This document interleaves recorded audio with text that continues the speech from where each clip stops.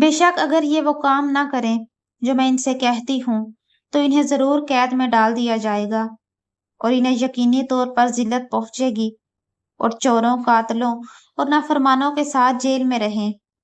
حضرت یوسف علیہ السلام یہ سن کر مجلس سے اٹھ گئے اور مصری عورتیں ملامت کرنے کے بہانے سے باہر آئیں اور ایک ایک نے آپ سے اپنی تمناؤں اور مرادوں کا اظہار کیا۔ حضرت یوسف علیہ السلام کو ان کی گفتگو بہت ناگوار ہوئی تو بارگاہ الہی میں عرض کی، جس کا ترجمہ ہے: اے میرے رب، مجھے اس کام کی بجائے قید خانہ پسند ہے جس کی طرف یہ مجھے بلا رہی ہیں۔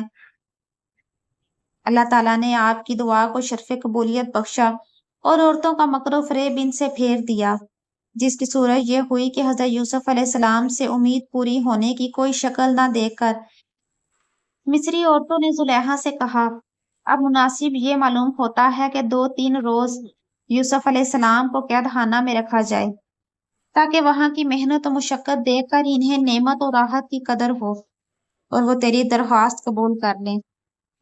چنانچہ زلیخا نے یہ رائے مان کر عزیز مصر سے کہا کہ میں اس عبرانی غلام کی وجہ سے بدنام ہو گئی ہوں اور میری طبیعت اس سے نفرت کرنے لگی ہے۔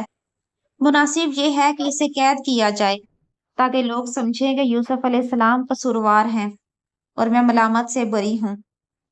یہ بات عزیز کو بھی سمجھ آئی اور اس نے حضرت یوسف علیہ السلام کو قید خانے بھیج دیا۔ جب حضرت یوسف علیہ السلام قید خانے میں گئے تو ان کے ساتھ 2 نوجوان بھی قید میں ڈالے گئے۔ ان میں سے ایک تو مصر کے شاہ اعظم ولید بن نزدان کے باورچی خانے کا انچارج تھا اور دوسرا اس کا ساقی یعنی شراب پلانے والا۔ ان دونوں پر یہ الزام تھا کہ انہوں نے بادشاہ کو زہر دینا چاہا اور اس جرم میں دونوں قید کیے گئے۔ قید خانے میں حضرت یوسف علیہ السلام نے اپنے علم کا اظہار شروع کر دیا اور فرمایا کہ میں خوابوں کی تعبیر کا علم رکھتا ہوں۔ ایک دن بادشاہ کے ساقی نے کہا، میں نے خواب دیکھا ہے کہ میں ایک باغ میں ہوں اور وہاں ایک انگور کی بیل میں 3 خوشے لگے ہوئے ہیں۔ بادشاہ کا کاسہ میرے ہاتھ میں ہے اور میں نے ان انگوروں کا رس نچوڑ کر بادشاہ کو پلایا تو اس نے پی لیا۔ کچن کا انچارج بولا، میں نے خواب دیکھا ہے کہ میں بادشاہ کے کچن میں اپنے سر پر کچھ روٹیاں اٹھائے ہوئے ہوں جن میں سے پرندے کھا رہے ہیں۔ اے یوسف علیہ السلام، آپ ہمیں اس کی تعبیر بتائیے۔ بے شک ہم آپ کو نیک لوگوں میں سے دیکھ رہے ہیں کہ آپ دن میں روزہ دار رہتے ہیں اور ساری رات نماز میں گزارتے ہیں۔ جب کوئی جیل میں بیمار ہوتا ہے تو اس کی عیادت کرتے اور خبرگیری رکھتے ہیں۔ جب کسی پر تنگی ہوتی ہے تو اس کے لیے وسعت کی راہ نکالتے ہیں۔ حضرت یوسف علیہ السلام نے انہیں تعبیر بتاتے سے پہلے بڑے مؤثر مدلل انداز میں توحید کی دعوت دی۔ توحید و ایمان کی دعوت دینے کے بعد آپ علیہ السلام نے ان کی خواب کی تعبیر بیان کرتے ہوئے فرمایا کہ اے قید خانے کے دونوں ساتھیوں، تم میں ایک یعنی بادشاہ کو شراب پلانے والا تو اپنے عہدے پر بحال کیا جائے گا اور پہلے کی طرح بادشاہ کو شراب پلائے گا، اور 3 خوشے جو خواب میں بیان کیے گئے ہیں اس سے مراد 3 دن ہیں، وہ اتنے ہی دن قید خانے میں رہے گا، پھر بادشاہ اسے بلا لے گا، اور جہاں تک دوسرے یعنی شاہی باورچی کی تعلق ہے تو اسے سولی دی جائے گی۔ یعنی شاہی باورچی کا تعلق ہے تو اسے سولی دی جائے گی، پھر پرندے اس کا سر کھا لیں گے۔ حضرت عبداللہ بن مسعود رضی اللہ تعالیٰ عنہ فرماتے ہیں کہ تعبیر سن کر ان دونوں نے حضرت یوسف علیہ السلام سے کہا کہ خواب تو ہم نے کچھ بھی نہیں دیکھا، ہم تو ہنسی مذاق کرتے ہیں۔ حضرت یوسف علیہ السلام نے فرمایا، اس کام کا فیصلہ ہو چکا ہے جس کے بارے میں تم نے پوچھا تھا، اور جو میں نے کہہ دیا یہ ضرور واقعہ ہوگا، تم نے خواب دیکھا ہو یا نہ دیکھا ہو، اب یہ حکم ٹل نہیں سکتا۔ حضرت یوسف علیہ السلام نے اپنے علم سے ساقی کے بارے میں جان لیا تھا کہ وہ بچ جائے گا، چنانچہ اس سے فرمایا، اپنے بادشاہ کے پاس میرا ذکر کرنا اور میرا حال بیان کرنا کہ قید خانے میں ایک مظلوم بے گناہ قید ہے اور اس کی قید کو ایک زمانہ گزر چکا ہے، لیکن باہر جا کر وہ شخص بھول گیا جس کی وجہ سے یوسف علیہ السلام کئی برس مزید جیل میں رہے۔ اکثر مفسرین اس طرح کہتے ہیں کہ اس واقعے کے بعد حضرت یوسف علیہ السلام 7 برس مزید قید میں رہے اور 5 برس پہلے رہ چکے تھے۔ کچھ مدت گزرنے کے بعد جب حضرت یوسف علیہ السلام کو قید سے نکالنا اللہ تعالیٰ کو منظور ہوا تو اس کی صورت یہ بنی کہ مصر کے شاہ اعظم ریان بن ولید نے ایک عجیب خواب دیکھا جس سے اس کو بہت پریشانی ہوئی، اور اس نے ملک کے جادوگروں، کاہنوں اور تعبیر دینے والوں کو جمع کر کے ان سے اپنا خواب بیان کیا اور اس کی تعبیر پوچھی۔ انہوں نے جواب دیا، یہ خواب جھوٹا ہے اور ہمیں اس کی تعبیر معلوم نہیں۔ قرآن پاک میں ہے جس کا ترجمہ ہے، اور بادشاہ نے کہا، میں نے خواب میں 7 موٹی گائیں دیکھیں جنہیں 7 دبلی پتلی گائیں کھا رہی ہیں، اور 7 سرسبز بالیاں اور دوسری خشک بالیاں دیکھیں۔ اے درباریو، اگر تم خوابوں کی تعبیر جانتے ہو تو میرے خواب کے بارے میں مجھے جواب دو۔ انہوں نے کہا، یہ جھوٹے خواب ہیں اور ہم ایسے خوابوں کی تعبیر نہیں جانتے۔ شاہی ساقی جس نے قید سے نجات پائی تھی، اسے اب حضرت یوسف علیہ السلام کا پیغام یاد آیا کہ اپنے آقا کے سامنے میرا ذکر کرنا۔ چنانچہ ساقی نے کہا، میں تمہیں اس کی تعبیر بتا دوں گا، بس تم مجھے قید خانے میں بھیج دو، کیونکہ وہاں خوابوں کی تعبیر جاننے والے ایک شخص ہیں۔ ساقی کی پیشکش سن کر بادشاہ نے اسے بھیج دیا، اور اس نے قید خانے میں پہنچ کر حضرت یوسف علیہ السلام کی خدمت میں عرض کی، جس کا ترجمہ ہے، یوسف، اے صدیق، ہمیں ان 7 موٹی گایوں کے بارے میں تعبیر بتائیں جنہیں 7 دبلی گائیں کھا رہی تھیں، اور 7 سرسبز بالیوں اور دوسری خشک بالیوں کے بارے میں، تاکہ میں لوگوں کی طرف لوٹ کر جاؤں تاکہ وہ جان لیں۔ حضرت یوسف علیہ السلام نے اسے خواب کی تعبیر بتا دی اور فرمایا، جس کا ترجمہ ہے، تم 7 سال تک لگاتار کھیتی باڑی کرو گے، تو تم جو کاٹ لو اسے اس کی بالی کے اندر ہی رہنے دو، سوائے اس تھوڑے سے غلے کے جو تم کھا لو۔ پھر اس کے بعد 7 برس سخت آئیں گے جو اس غلے کو کھا جائیں گے جو تم نے ان سالوں کے لیے یہاں جمع کر رکھا ہوگا، مگر تھوڑا سا بچ جائے گا جو تم بچا لو گے۔ پھر ان 7 سالوں کے بعد ایک سال ایسا آئے گا جس میں لوگوں کو بارش دی جائے گی اور اس میں رس نچوڑیں گے۔ ساقی جب حضرت یوسف علیہ السلام سے یہ تعبیر سن کر واپس ہوا اور بادشاہ کی خدمت میں جا کر تعبیر بیان کی تو بادشاہ کو یہ تعبیر بہت پسند آئی، اور اسے یقین ہوا کہ جیسے حضرت یوسف علیہ السلام نے فرمایا ہے ضرور ویسا ہی ہوگا۔ بادشاہ کو شوق پیدا ہوا کہ اس خواب کی تعبیر خود یوسف علیہ السلام کی زبان مبارک سے سنے۔ چنانچہ اس نے حکم دیا کہ حضرت یوسف علیہ السلام کو میرے پاس لے آؤ تاکہ میں انہیں دیکھوں، کیونکہ انہوں نے خواب کی بہت اچھی تعبیر بیان کی ہے۔ جب قاصد حضرت یوسف علیہ السلام کے پاس آیا اور بادشاہ کا پیغام عرض کیا تو آپ نے فرمایا، اپنے بادشاہ کی طرف لوٹ جاؤ اور اس سے درخواست کرو کہ پہلے ان عورتوں کے معاملے کی تفتیش کرو جنہوں نے اپنے ہاتھ کاٹے تھے۔ بے شک میرا رب عز و جل ان کے مکر جانتا ہے۔ یہ آپ علیہ السلام نے اس لیے فرمایا تاکہ بادشاہ کے سامنے آپ کی برات اور بے گناہی ظاہر ہو جائے، اور اسے یہ معلوم ہو کہ یہ لمبی قید بلا وجہ ہوئی، تاکہ آئندہ حاسدوں کو الزام لگانے کا موقع نہ ملے۔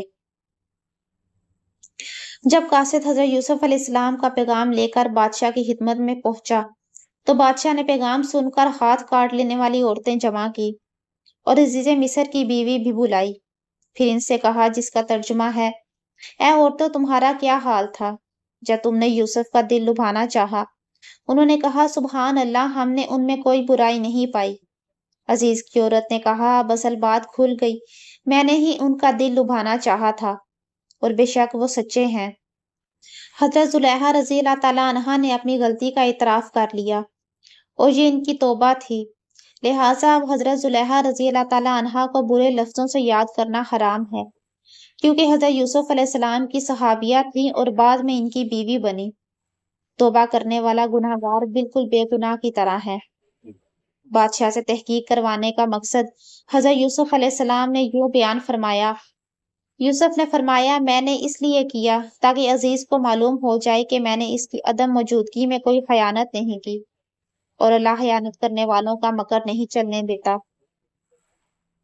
حضرت یوسف علیہ السلام نے اپنے بے گناہ ہونے کو بیان کیا اور بت پسندی سے بچتے ہوئے اس کمال کو اللہ تعالیٰ کی مہربانی قرار دیا۔ جب بادشاہ کو حضرت یوسف علیہ السلام کے علم و دیانت کا حال معلوم ہوا اور اسے آپ علیہ السلام کے حسن صبر، حسن ادب، قید خانے والوں کے ساتھ احسان مشقتوں اور تکلیفوں پر ثابت قدمی کا پتہ چلا تو اس کے دل میں آپ علیہ السلام کی بہت عظمت پیدا ہوئی، اور اس نے کہا حضرت یوسف علیہ السلام کو میرے پاس لے آؤ تاکہ میں انہیں اپنے لیے منتخب کر لوں۔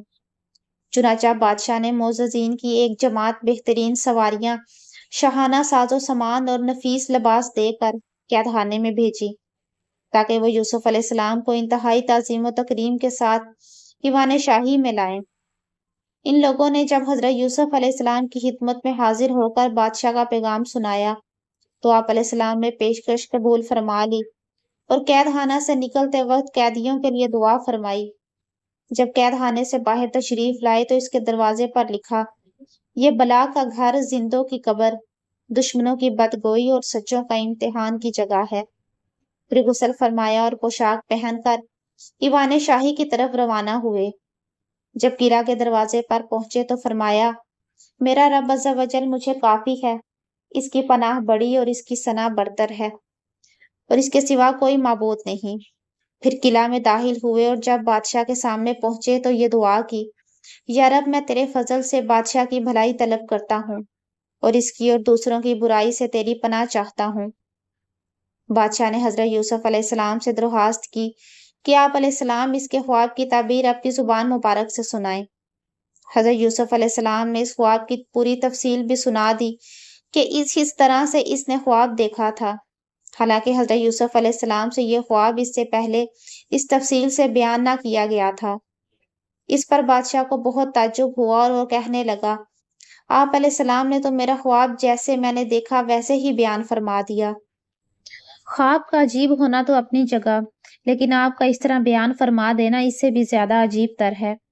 اب اس خواب کی تعبیر بھی ارشاد فرما دیں۔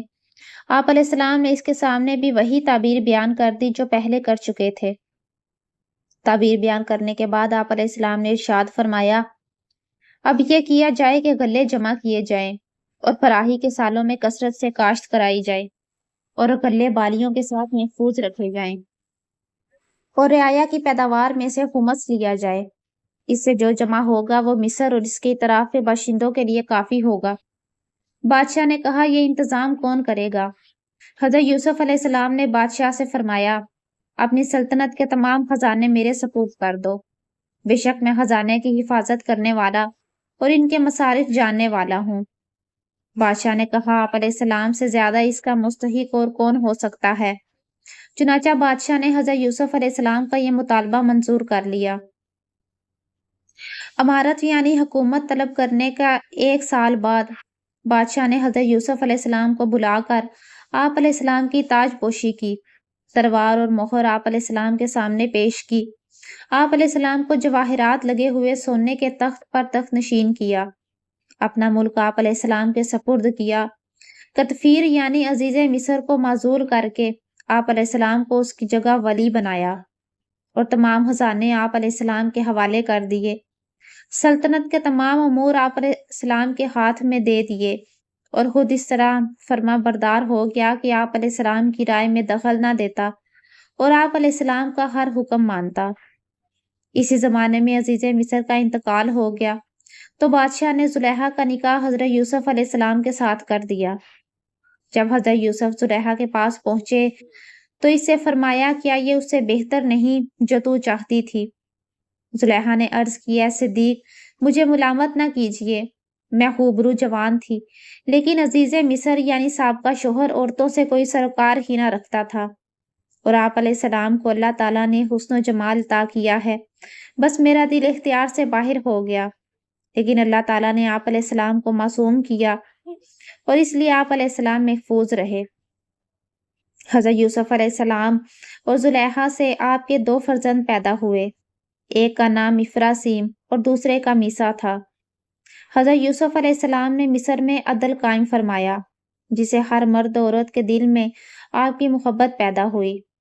آپ نے قحط سالی کے دنوں میں غلوں کے ذخیرے جمع کرنے کی تدبیر فرمائی، اس کے لیے بہت وسیع اور عالی شان گودام تعمیر فرمائے اور بہت کثیر ذخائر جمع کیے۔ جب فراہی کے سال گزر گئے اور قحط کا زمانہ آیا اور بازار خالی رہ گئے، اہل مصر حضرت یوسف علیہ السلام سے اپنے درہم و دینار کے بدلے میں غلے خریدنے لگے۔ یوں ان کے تمام درہم و دینار حضرت یوسف علیہ السلام کے پاس آ گئے۔ دوسرے سال مصریوں نے زیور اور جواہرات کے بدلے میں غلوں کو خریداری کی۔ یوں ان کے تمام زیور و جواہرات حضرت یوسف علیہ السلام کے پاس آ گئے۔ جب لوگوں کے پاس زیور و جواہرات میں سے کوئی چیز نہ رہی تو انہوں نے تیسرے سال چوپائے اور جانور دے کر غلہ خریدا، اور یوں پورے ملک میں کوئی شخص کسی جانور کا مالک نہ رہا۔ چوتھے سال انہوں نے غلے کے لیے اپنے تمام غلام اور باندیاں بیچ ڈالیں۔ پانچویں سال اپنی تمام اراضی، عملہ اور جاگیریں فروخت کر کے حضرت یوسف علیہ السلام سے غلہ خریدا۔ اس طرح یہ تمام چیزیں حضرت یوسف علیہ السلام کے پاس پہنچ گئیں۔ چھٹے سال جب ان کے پاس کوئی چیز باقی نہ رہی تو انہوں نے اپنی اولادیں بیچ دیں اور اس طرح غلے خرید کر اپنا وقت گزارا۔ ساتویں سال وہ لوگ خود بک گئے اور غلام بن کر اس طرح مصر میں کوئی آزاد مرد باقی نہ رہا اور نہ ہی عورت۔ جو مرد تھا وہ حضرت یوسف علیہ السلام کا غلام تھا، اور جو عورت تھی وہ آپ علیہ السلام کی کنیز تھی۔ اس وقت لوگوں کی زبان پر یہ تھا کہ حضرت یوسف علیہ السلام کسی عظمت و جلالت کبھی کسی بادشاہ کو میسر نہ آئی۔ حضرت یوسف علیہ السلام نے بادشاہ سے فرمایا، تم نے دیکھا کہ اللہ تعالیٰ کا مجھ پر کیسا کرم ہے اور اس نے مجھ پر کیسا عظیم احسان فرمایا۔ اب ان لوگوں کے بارے میں تیری کیا رائے ہے؟ بادشاہ نے عرض کی، جو آپ علیہ السلام کی رائے ہو وہ ہمیں منظور ہے، ہم سب آپ کے تابع ہیں۔ حضرت یوسف علیہ السلام نے فرمایا، میں اللہ تعالیٰ کو گواہ کرتا ہوں اور تجھے گواہ کرتا ہوں کہ میں نے تمام اہل مصر کو آزاد کر دیا اور ان کے تمام املاک اور کل جاگیریں واپس کر دیں۔ اس زمانے میں حضرت یوسف علیہ السلام نے کبھی پیٹ بھر کر کھانا نہیں کھایا۔ ایک مرتبہ آپ علیہ السلام سے عرض کی گئی کہ اتنے عظیم خزانوں کے مالک ہو کر آپ بھوکے رہتے ہیں۔ آپ نے فرمایا، میں اس اندیشے سے بھوکا